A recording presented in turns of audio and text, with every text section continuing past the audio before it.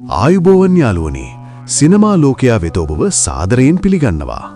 IT චිත්‍රපට මාලාවේ ඉන්න පෙනිවයිස් කියන්නේ නිකම් බය හිතෙන කෝලම්කාරයෙක් කියලාද ඔබ හිතන්නේ?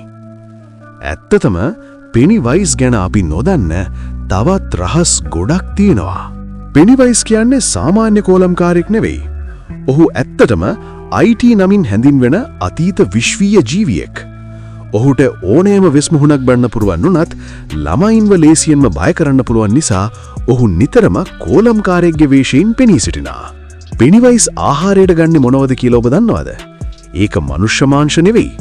ඔහු පෝෂණය වෙන්නේ ඔබේ බිය මතයි. මිනිස්සු වැඩියෙන් බය වෙන්න ඔහු තවත් ශක්තිමත් වෙනවා. සෑම වසර 27කට වරක්ම පෙනිවයිස් ඔහුගේ නිින්දෙන් අවදි වෙනවා. මේක අහම්බයක් නෙවෙයි. මේක ස්ටීවන් කිං විසින් නිර්මාණය කරන ලද ගැඹුරු සංකේතයක්. The Deadlights තමයි පෙනිවයිස්ගේ සැබෑ ස්වරූපය වෙන්නේ. යමෙක් කිලින්ම ඒ දෙස බැලුවොත් ඔවුන්ගේ මානසිකත්වය සම්පූර්ණයෙන්ම විනාශ වෙන්න පුළුවන්. එතකොට කොහොමද පෙනිවයිස්ව පරාජය කරන්නේ?